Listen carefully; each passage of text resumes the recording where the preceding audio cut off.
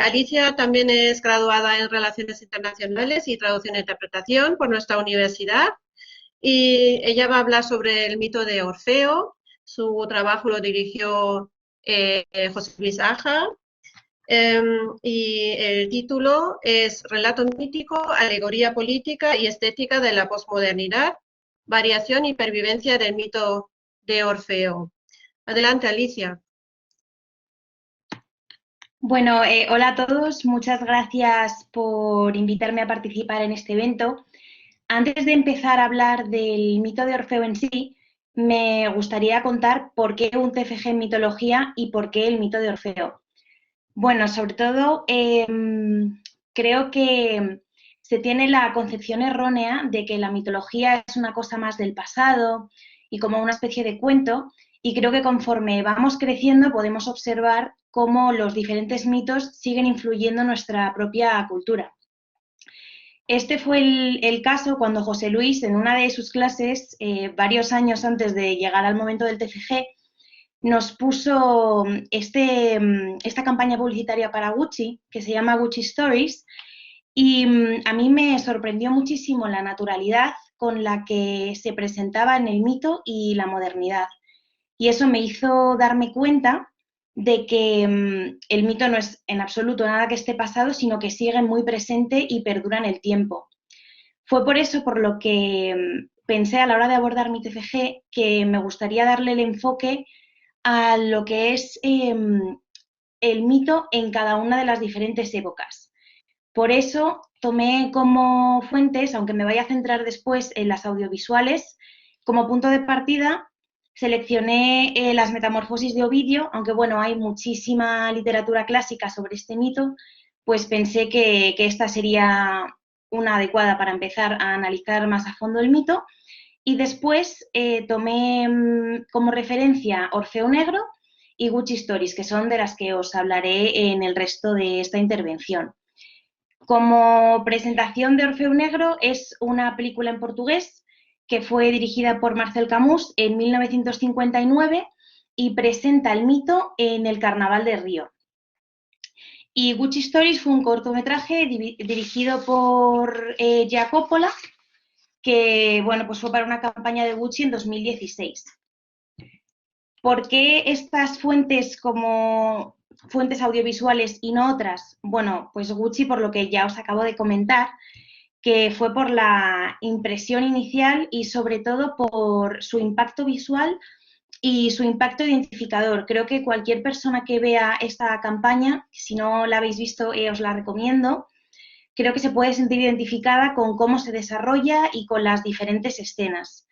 Y luego Orfeo Negro, aunque si no se está muy en contacto con el mundo de la mitología, puede no parecer una fuente muy conocida, es una en la que se observa claramente la transversalidad del mito, es decir, los diferentes ámbitos de la propia vida de los personajes que va impregnando conforme se desarrolla la película. Y además tiene una clara vinculación cultural que en este caso tiene que ver con el sincretismo religioso y la religión de la cultura brasileña y su contacto con el mundo de los muertos, que me pareció muy interesante y que representa realmente la adaptación del mito a esta época. Antes de meterme en la parte más técnica de mi presentación, me imagino que todos conoceréis el mito, pero bueno, por si acaso hubiese alguien que no lo conozca, os voy a hacer un breve resumen de qué es lo que pasa en el mito de Orfeo. En el mito de Orfeo tenemos a Orfeo que está enamorado de Eurídice y dependiendo de qué versión, pues ellos se casan y de repente una serpiente muerde a Eurídice en el tobillo y Eurídice se muere. Entonces Orfeo está desolado y decide iniciar el descenso al inframundo, al mundo del Hades, para intentar convencerlo con una de sus características, que es la música. Hades se apiada, por así decirlo, de Orfeo y le dice que, bueno, que puede recuperar a su amada con una condición, que la coja de la mano y en el camino hacia el mundo de los vivos no se dé la vuelta y confíe en que cuando llegue al mundo de los vivos, allí estará su amada. Como os podéis imaginar, esto no sucede así. A mitad de camino, Orfeo se da la vuelta y por incumplir la condición de Hades, vuelve a perder por segunda vez a su amada. Entonces, bueno, esto es el mito en general, pero no siempre se desarrolla así en todas las diferentes versiones y en concreto en estas dos que os he comentado. Antes de enseñaros las diferencias en cada una de estas versiones, me gustaría hacer referencia a lo que consideré variante e invariante, que son partes muy importantes a la hora de establecer un marco teórico para estudiar cualquier tipo de mito.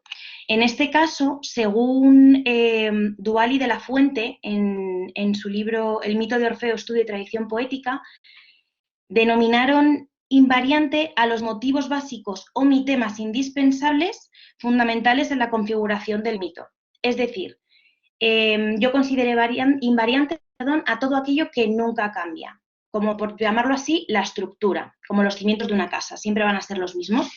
Y luego las variantes es todo aquello que da forma al mito.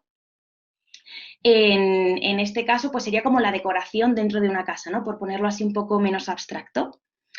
Yo para este estudio, bueno, y para esta presentación he acotado las invariantes y las variantes, las he limitado a 3, porque aunque en mi trabajo de fin de grado fueron más, pues he intentado seleccionar las más representativas. Las invariantes son la identidad de Orfeo, la muerte de Eurídice y el incumplimiento de la condición de Hades. Y después las variantes es el instrumento musical, la boda y las circunstancias en las que muere Eurídice.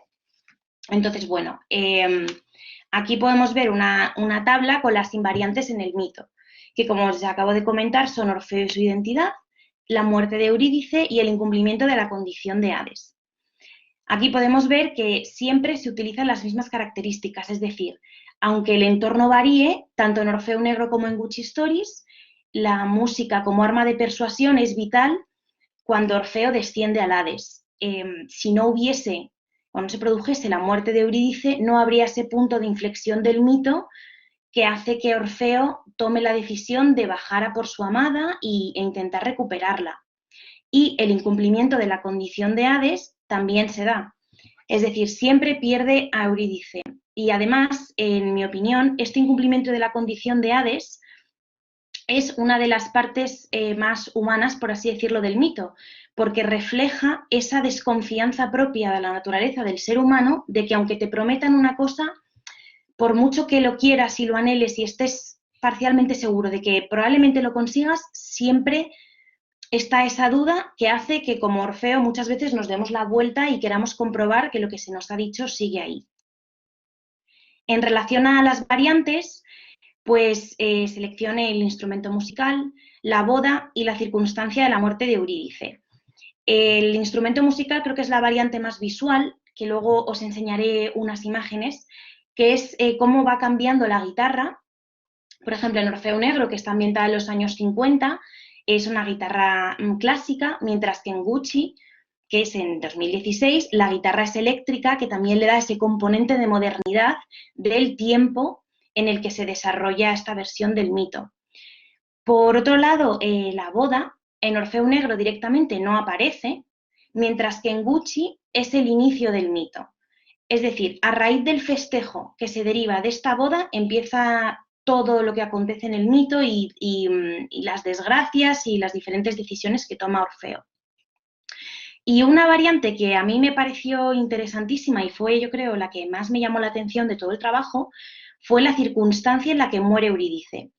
Eurídice siempre se muere y tanto en las Metamorfosis como en Gucci la mata una serpiente. Sin embargo, en Orfeo Negro muere electrocutada a manos de Orfeo, que esto pues, es como una cosa que yo creo que nadie se espera cuando ve Orfeo Negro, que sea el propio Orfeo quien por accidente mate a su amada.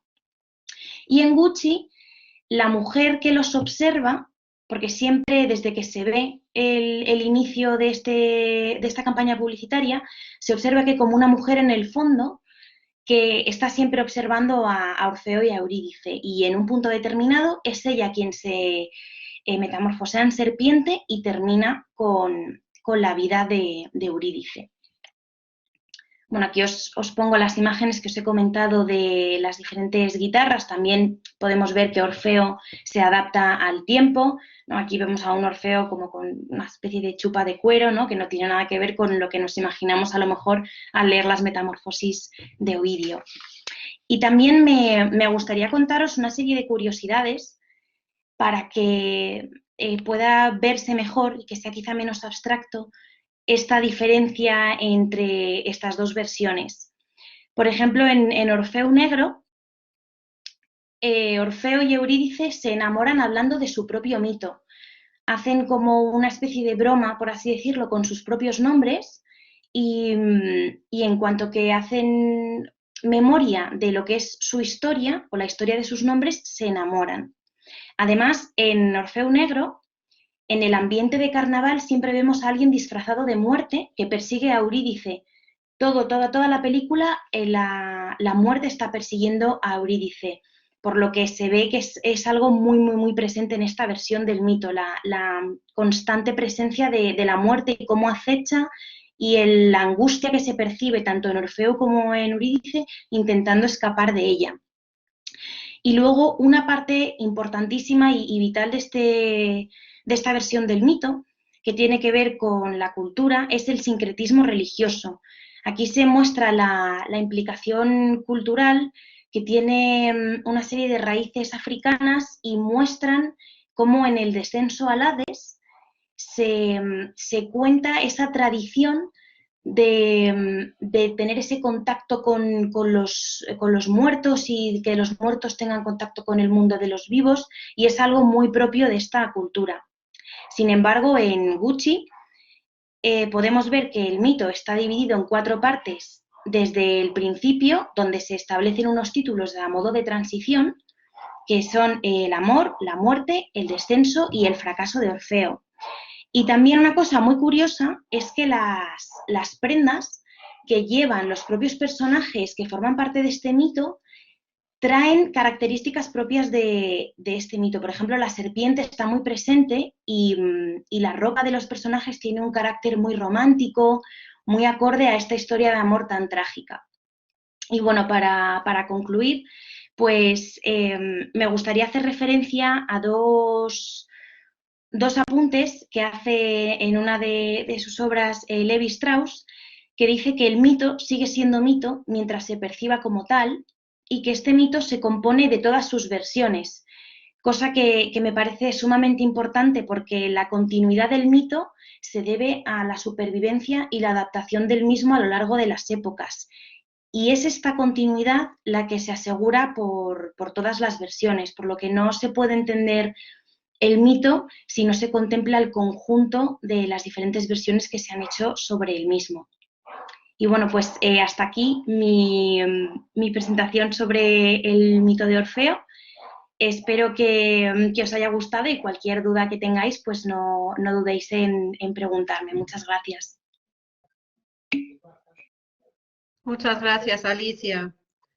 Muy buen trabajo también. Enhorabuena a ti y a tu director.